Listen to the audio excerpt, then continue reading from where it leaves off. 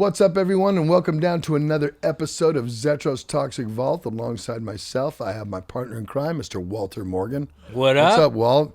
And I know you guys have been asking for it, and I think because of the pandemic, the pandemic has kind of slowed us up on episodes because we haven't done an album in a while. You know what I mean? So I think that this one was the next in line, and we're going to talk about your fifth studio album. The fifth album, Force of Habit, our second on Capitol. Let me give me a little bit of a backstory from coming into this album. Now, obviously, the last episode, we were on Impact is Imminent, and we were offered a bunch of dates in Europe with Judas Priest. And Capitol declined to give us tour support to go and do that tour. It was for Painkiller. We would have been doing... supporting Impact, and they would have been supporting Painkiller. I think it was like 45 shows. Would have done wonders for us. Anyway, the people that signed us to Capitol Records were all fired. The head of A&R, the A&R person, and the president. So a new regime came in, and they had just signed us. We didn't even have a record out yet. Impact was our first one. And it was a 7-record deal. The advances over the 7 album were worth $3.5 million, so it's a $1 million record contract. And here's this new people coming in going, what is this thrash metal shit? You know what I mean? Because they have Megadeth already. And they had a couple other hard rock bands. They had Great White. They had Michael Schenker. They had some other stuff, but nothing really significantly heavy on Capitol Records. So we were probably the heaviest band that they had at that point.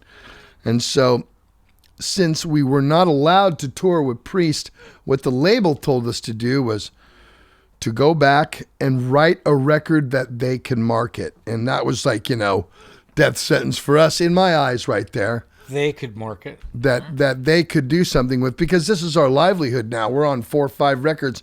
You know what I mean? This is what we do. And $1 million contract here. $1 million contract, and it's like it's one of those things where you never want to be grabbed by the throat, and we were definitely grabbed by the throat.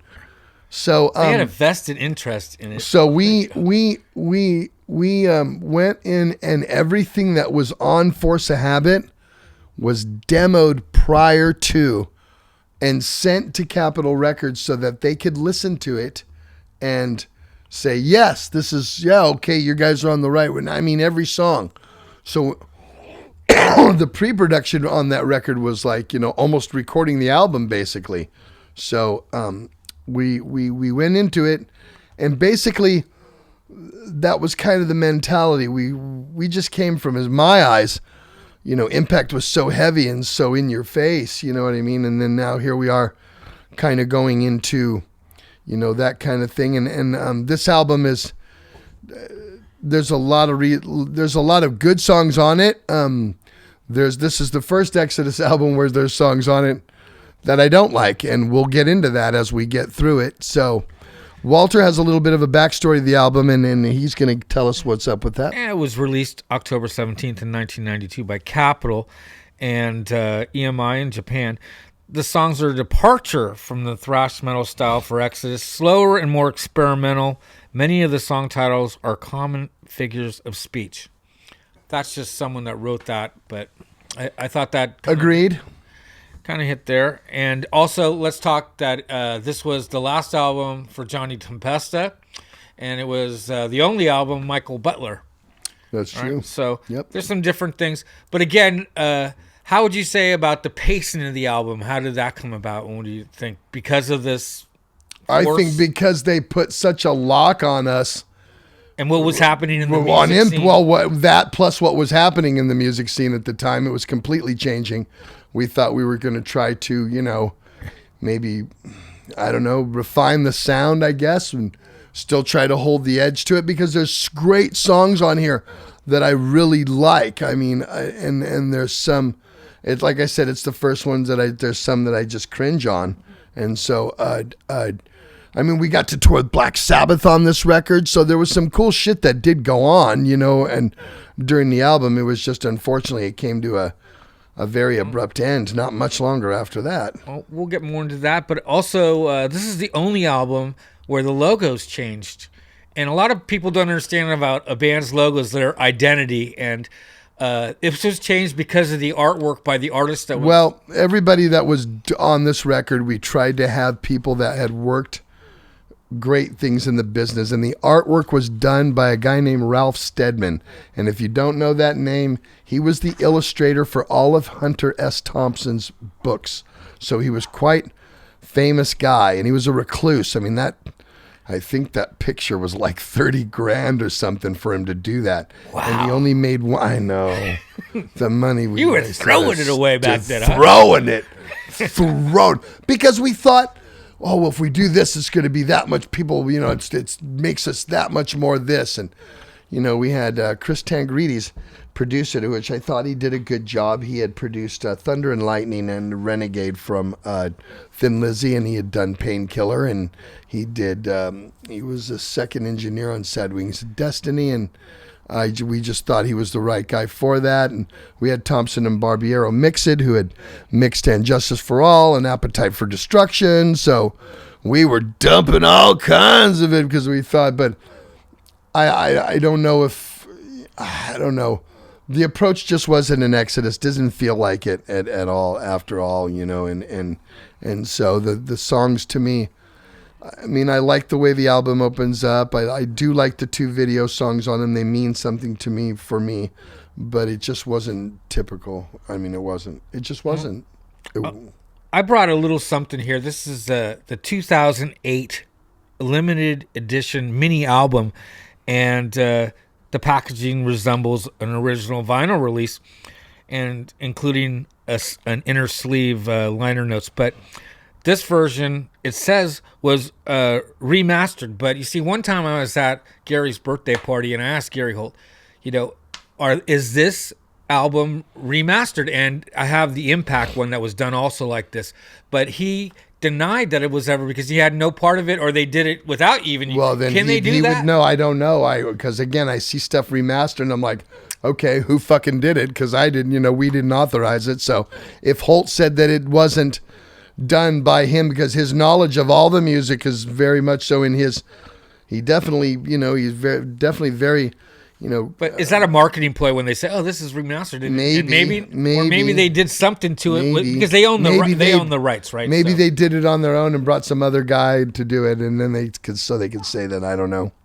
I just would say that the album was under mixed reviews, but like you said, some good things were really happening for the band during this time. Like you toured with Body Count. That was the end though. That was the last tour. That was when Tempesta had quit to join Testament. I mean, we were falling apart at that point. In fact, well, the paychecks were going to end, right? Well, they were ending, and there was a lot to go on. I remember my crew going, hey, Rockstar, go pick up that board, like fucking with us. Remember Billy Ski and making fun of it. And that became a reality. I became a union carpenter. It wasn't a board, it was a door. It was, hey, Rockstar, go get those 100 doors and carry them up 2 flights of stairs. I'm like, you motherfucker. So let's talk about the tracks on there, Walt. Right, I want to get into the tracks. You did this in London at Battery Studios, correct? Battery Studios.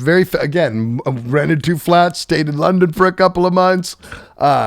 Did it at Battery Studios because so much famous metal stuff and hard rock stuff was done at Battery Studios. So, again, a different atmosphere. I love England though. It was great. You know what? So, I think that England for you is one of the most. Well, you just said you spent 2 months there. There's no other place that you spent 2 months. And I remember in '87 when we did it, we spent I love London. Yeah, 2 weeks before we even did the show. We went there for a couple of weeks and hung out. It was always fun to go. Kensington Close Hotel, right? In Kensington. Right. Yeah, it was fun. And that park was right there. And yep, right. Whatever. Beautiful place to do an album. Around the corner from Buckingham Palace. That's right. Yep. So, also it was produced and engineered by Chris Tangrides. I said that earlier. Mm-hmm. Yep, he did it. And the track listings. The first one is "Thorn in My Side." Wasn't that the single? That was the. I don't know if it was a single. It was definitely the one that was one of the video songs, and it was kind of just. It was a good song. I like the vocals in it. I like it as a good pace. Typical, angry at your parents. You know what I mean? Growing up, you brought me up like shit, and so now I'm angry. I like because that song. I was still young at that time. I think I was when we wrote it. I wasn't even 30 yet. So yeah, still some childhood scars. Heidi ho there, Mr. Hankey. Okay, and then we have the number 2, and it was 5 minutes and 3 seconds. Me, Myself, and I. Love that song, and the lead section in this song is one of my favorites. Something we don't play anything off this album, but one of my favorites on this record. In fact, I remember putting it on and I would fast forward it because I got sick. We did a video for Thorn in My Side. I heard it so many times. I would fast forward straight to Me, Myself, and I. That's where I started the record. So that just goes to show you where I was with this album. Okay, and then we have the title track, Force a Habit, and that one actually gives you the writing credits with Gary Holt. Yeah, I wrote the lyrics. It's about stealing, about constantly stealing. Because you know what? It was this thing where, where's my lighter? Rick. And Rick would go, there it is, like force a habit. He would just automatically put it in your pocket. So that song is about putting things in your pocket aimlessly or just stealing at it aimlessly. That's what force a habit. All right. And then also was unusual about this album that it had a couple covers on it. And the first one is Bitch by the Rolling Stones. We felt, because we were managed by Bill Graham, and at that time, this was before Bill Graham had died, that we would have... It's a tribute. He was going to try to get Mick Jagger or maybe something to do something for the video. Was trying to infuse it. He had ideas. I don't know if he was going to do it, but he talked about it. And we had Tower of Power doing the horns on that. So I mean, we had them going to Capitol Studios downstairs at the building and do. I mean, so again, we really had a lot into this record that we thought this record a lot of money going on this album. So a lot of out the window. Anyway, so I mean that was one, and again, it's good. It's good. But it's not something Exodus should cover, you know what I mean? In my eyes, I mean, I like the song, but again, we were at a point in our career where it seemed like the label had a gun to us, and we were trying to do stuff that at least that they could market or marketable. So they were like, "I do this for a cover." I can see that now. So it was just kind of like where we were at that point. Which I mean, you know, I think every band goes through that. You know, there's always one record that everybody goes, yeah, that album. Although I'll say this, my very good friend Jason Bittner from Overkill used to play in Shadows Fall. He's an amazing drummer. This is his favorite Exodus album. And it's a lot of people's favorite album, I'll tell you that. I mean, it's not like, it just, if you're asking me as a member of the band, I have my issues with this record, so... Continue, Walt. You got off the formula there of your... I would have to say so. All right. The next one, the 5th track is Fuel for the Fire. That, again, you wrote with Holt. Gary and Holt. I like that one. That one, I did some vocal stuff in there that I didn't normally do in there. And I like that. I like that song on there. I don't think it's necessarily... I don't know. I like the song. Like I said, there's songs that I like on this record. It just doesn't exemplify what Exodus is about. You know what I mean? But I did like what I did vocally on the song. All right. And then we go into the next song is One Foot in the Grave. Probably my favorite song on the record. Gary wrote it when we were in England. He's the only song credited. And wrote it when we were in England and wrote the lyrics. And he wrote it when told me, and I just like the groove to it. John, I just like that. So, but what's cool is that you spent so much time there. He could write a song while this was going on, huh? But that was good. That was good to me. Good All one. right. And then after that is Count Your Blessings. Hated it. This is the one. I think there's another 7 minute and a half. I just don't like the song at all. Have you listened to this album recently? No. No. Why would I upset myself like that? No, there's some track. You know what? If I will listen to redeeming qualities. Listen to me. I will go to separate tracks. I would never listen to the album top to bottom. That's just my personal opinion. Again, if you guys have fans out there that love this record, hats off to you. Because I didn't go into it thinking that 30 fucking years later there's gonna be that. I just didn't like the chorus in this song. I didn't like the subject matter. Again, a real easy, like you said, a saying, like the guy was saying. It seemed like just a bunch of cliche sayings, and that was one of them, definitely. All right. Definitely, we're on the for that one. All right, then we're going to go into Climb Before the Fall. Right, back to back. Ying, ying. Even this one. Oh, yeah. I just even don't even say the title again, Walt. I think didn't that you like the backup vocal in there. Maybe as a homework. It was thing. like da da da. This Can really you listen to this album again? Not this song. No. I will. There won't be any more Vault episodes because I will hang myself from the bottom of it. So people just my prescribing is those two songs. I'm glad. Did we get all the bad ones out of the way? Well, no, we're gonna hit a good one. Oh. Okay, I'm bringing. Are you sure? I'm gonna get you through. Are this. you sure? Yes. Architect of Pain. Yes, good. 11 minutes. I love this song. This is definitely cool. So this is your pleasures of the flesh of this I'd say this is a Gary Holt opus right there. He wrote it from top to bottom. A song about the Marquis de Sade, which we're all very, very fascinated about the way he lived and his writings and those sort of things. So definitely the first pornography writing, sadomasochistic shit, so I love that song. So woo. And glad that one an was next because I don't know if I could have taken song. another one after that. But you see, would you say that's your favorite song? No, I liked One Foot in the Grave, but probably second favorite on there. Okay, 10th song, When It Rains, It Pours. Ooh, yeah, you brought me back down again. You brought me back. There's some hills and valleys. No, there was a hill. There was two little valleys, and then there was a hill, and then we're back to the valley again. Yeah, not big on this one either.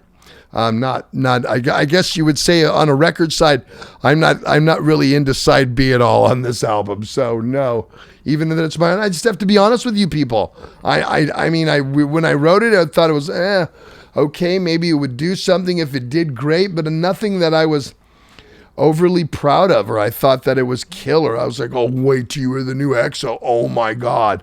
Like I feel about the new Exodus about Persona. How long was there in between Impact and this? Not much. Okay, so not much. Less than a year. So you had a long time with 90, Impact. 90 Impact came out. This came out in October 92. So about and they probably took you to the studio before you kind of wanted. Yeah, like I said, we demoed this song and it was okay with Capitol, which I guess we were kind of writing in that vein. But I mean, it's like a football team that has the coach. A new coach comes in and didn't draft the quarterback. Hey, get rid of the quarterback. I don't know about that. I just know that so far we're the last 3 out of 4. Well, let's see what you say about this. The 11th song is "Good Day to Die." Love the title. Love the song. It was about a very good friend of mine who actually committed suicide. And he left a 7-page suicide note that his mother allowed me to read and didn't allow anybody else to read it. That is deep. And I read this, and this is a guy that is pouring out his heart and soul on this paper. And again, if you've never read anything so heavy before, this is heavy. Because if the guy didn't kill himself, it's the paper's fodder. But the thing is and it's a trip that he, I remember him writing the last part of that, because it started getting really, really scribbly on the last page, and it said, "I want you to know, Mom, that it wasn't your fault. This is all on me." And basically, the letter was like, "I'm a loser in life," which wasn't the truth. I think he was just having. How old do you think he was at this? I knew how old he was. How old was I? This was in '90. We were 25. That's a tough period of time for anybody. And so, the last thing he said is like, "Well, I have a pack of cigarettes and a 12-pack of beer and something to do. I love you all. It's not your fault." And that was how the letter ended. And the pack of cigarettes, they found 17 cigarettes left and 10 beers. So meaning he didn't get through the cigarettes nor the beer. He drank 2 beers and had 3 cigarettes, and he did it all. And so Good Day to Die is about that. And I wrote that from a personal point of view. Depression is a heavy subject. And definitely you brought it to life in that. You gave him some life, I think. Video song, definitely. I didn't know that. So, yeah, that is that's so where deep. that came from. So, yeah. So definitely a hill there. There's a hill there. Okay. And then we'll go to 12. And it's another cover. It's Pump It Up by Elvis Costello. We didn't go down a valley, but it's another song selection that was not Exodus-y in my eyes. There was much more that could have been done there. Another attempt to make us marketable. I think that was probably. I'm not even going to think. I'm definitely saying it was definitely an attempt to do so. And I'm not going to lie about that. I'm not, because what happened to me the 20 years after that, I wasn't in music anymore for a long time. I worked. I raised my family. I worked, remember, as a carpenter, Walt, for 20 years. Getting up early. Maybe that's probably why I get up so early all the time. Commercial doors. So to me, I had seen the best and the worst of it all. So to me, it was like, I knew that record, in our eyes, that hadn't happened yet. And we were going in that direction had we not done something to try to resurrect it. And I believe that this writing these compositions was that attempt to do so. And that's my take. That may not be Gary's take. That may not be Rick's take. That may not be Johnny's take.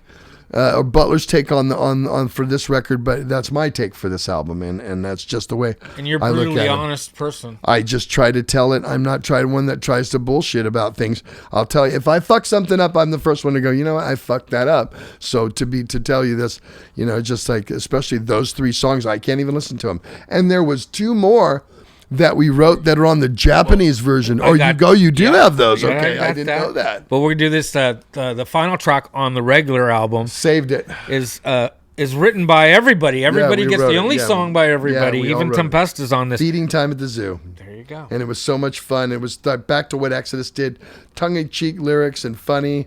And we started the song off with a funny little kind of a prank call, because we were all into the Jerky Boys and prank calls. Yeah, I at remember that the time. Jerky Boys. Remember that? We were all listening to Fred. You motherfucker, I'll cut your belly open. Tempesta and I would listen to that. In fact, I texted him about 6 months ago. That's true. With I'll cut your belly open. And I put a picture of Red's tube bar, and he just came back with, it's the best. It's the best. It is. And we were listening. So we kind of put the last song, had kind of something very Exodus-y, very tongue-in-cheek, very funny. It was, and that way, and that end of the album. So it was 68 minutes worth of music. Yeah, but also, for you younger fans, if you ever, YouTube Jerky Boys, there's some pretty funny stuff at the time, and prank phone calls and such. But anyway, so we have the Red Tube Bar, the Tube Bar, Red. Check that out. It's these guys that call this old man who owns this bar up, and he's got this voice, and he talks like this, and he's like he goes, he's all, yeah, and they'll ask him for stupid people that he won't even figure out, like, I want to talk to I'm a dummy, and he'll call out, I'm a dummy here, and he's like, and then he figures it out, and he's all telling him, I'll cut your belly open, you son of a bitch, I know who you are, and it's hilarious. You'll die laughing, and it's like from the late 80s, 90s it came in. Okay. So, again, this 2008 reissue with the bonus tracks, track 14, I mean, there's 15 songs that are from this recording session. No. And this one is Crawl Before You Walk. No, it isn't. Yeah, that was like our attempt to Exodus meets fucking Motley Crue or something like that, and it just didn't work. And even the high part in the chorus is Chris Tangrides going in there, because I wouldn't do it. I couldn't do it, I don't think, and I wouldn't do it the way he wanted it. So, I just, probably out of all that I've hated the most, that one out of all the other ones on the actual album, I really hate that one. Well, there's some cool titles on this album, though. There's some definitely Exodus cool titles, which you always get. And then the other reissue track is Telepathetic. It's like about people who think that they can read minds and doing so. It's like they're just pathetic, and it's kind of, it's okay. This one's okay. I didn't care for the chorus in it too much. I just, Again, I knew this album was going to come up and we'd have to discuss it, because the next one is Tempo of the Damned. So there's a bright spot coming up. But again, I'm not unproud of this album. There's so much stuff on it that I do truly like, but it's the first Exodus album, and I've said it many times in interviews where there's songs on it that I truly hate and I just won't listen to, and I can't believe we did that. You know what I mean? And so, and again, this is my opinion. Doesn't speak for Rick. It doesn't speak for Gary, Johnny, or Mike Butler. I just think that this is my take on it. They may like those four. Those four other songs could be their favorites on the album, but the approach, the attack on this album, it's not ruthless, and it's not what Exodus is all about. It's the most expensive Exodus album ever made. Oh God! I could have opened a fucking strip joint up with my fucking name on it for what this record costs. I shit you not. Like Vinny and Daryl opened that one. Yeah. God rest their souls, if there is one. That one, with what I've talked to them, what they opened that up, I could have opened one up there what this fucking album cost. The last thing I want to say for you collectors out there, this album, the Japanese version, comes in a big fat. That's cool. It's got a poster, little stickers in it. That's cool. The Japanese always do it. They did it. The digipack is neat. Find that on eBay. I have it. You can. It's really good. It's got a cool sleeve to it. But the artwork I think is cool. It's a departure from what you would normally get from Exodus. But there's a career of Exodus albums. I mean, and I know that this one again, if you're gonna again for me, not the one. Okay, so I mean, as this one, and this ended a lot of things for us. The album, we were dropped from Capitol because a record label is like a football team, and they could sign their star quarterback to all kinds of money, and if 2 years he piddles out, they can dump him and his contract, and that's exactly what Capitol did to us. While we were on tour with Body Count, our last actual show as the band was at the Palace, which is a club that was across the street from Capitol Records, and I knew we were getting dropped because when you're right across the street from your record label and there's nobody from your record label at the gig, probably a good intention. Plus, I had Charlie Benante come in the dressing room and said, he's all, "Hey, Zetro, can I talk to you?" I don't know if that's a good Charlie intention. And I go, "Yeah." And he goes, "I hear Capitol's dropping you guys." And I go, "Well, that would make sense because there's nobody here. Our A&R person's not even here. A product manager, the president. I mean, we're right across the street here. I mean, even if there was, they would have sent people over just to, because they're our label, but that would make sense." And that kind of started the beginning of the end, and then we went and we did two more things. We went to Argentina with Motorhead. It was Exodus and Motorhead in Argentina for 2 shows. That's special, right there. And then we went to Japan, and John Tempesta had joined Testament by then, and we used Gannon from, actually, when we went to Argentina, we used Chris Contos, who was in Machine Head at the time. We were passing out Machine Head demos at the time. And the next thing, because this was in 93, and then we did something in May or June, which was the actual last show with Exodus until they had gotten back together with Paul to do the another lesson in violence thing, and that was in Japan, and that was with Gannon from Mordred playing drums with us at that time. Yeah, so that was the end, and then that cut it off for me till Tempo of the Damned. Although I was screwing around in some bands in the late 90s, although I did from 93 to 99, I did nothing musically.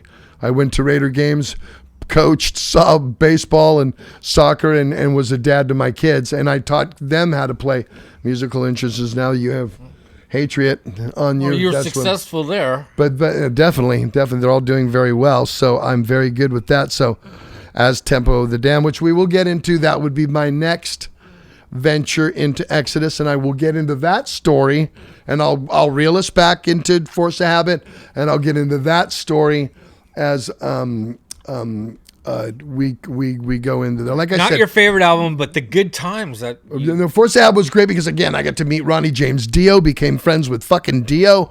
I got to see Tony Omi and Geezer Butler. I got to Every sing night, Into the Void on a sound check one time.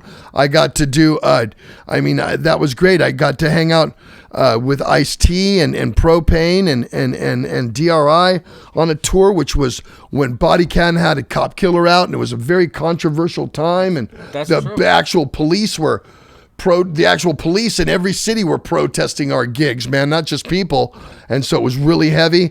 Some You places got like to Chicago. know them too. Yeah, it was Body- great. And actually they just got nominated for a Grammy for Best Heavy Metal Performance. So congratulations to our friends in Body Count for that. And so that was, again, there was a lot of fun on that things, but unfortunately it ended up being the end of it all. And so, which is unfortunate, but I think it opened my eyes for other things, and as I went into tempo, I felt stronger into that. But again, I don't want to get into that. So Sometimes, Steve, the journey is better than the I destination. guess so, maybe so. In this case, definitely, the journey was fun. The destination was not all to be desired. So that's it for Force of Habit. Leave me comments on what you guys think, on what's your favorite songs, or if you agree with me about the songs that I don't like, or maybe others. You may even hate the whole fucking record or love the whole record.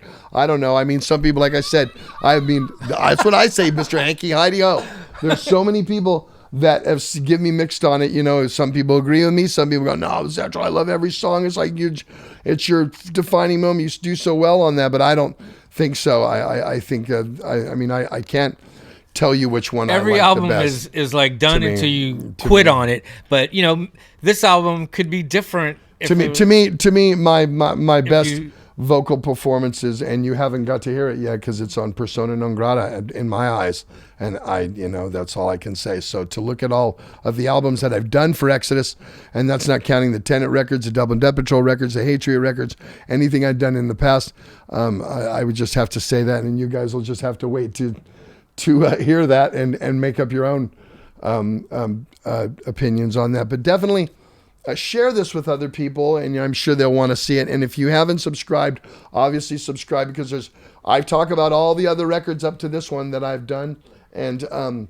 we're gonna go on. we'll go on, and the next one, what we'll do in a few months, we'll do Tempo of the Damned, and we'll talk about That's that. one I'll of my tell you favorite what. albums. I'll How just say about that. Just As Winter is Ending, which gives us till around February, right?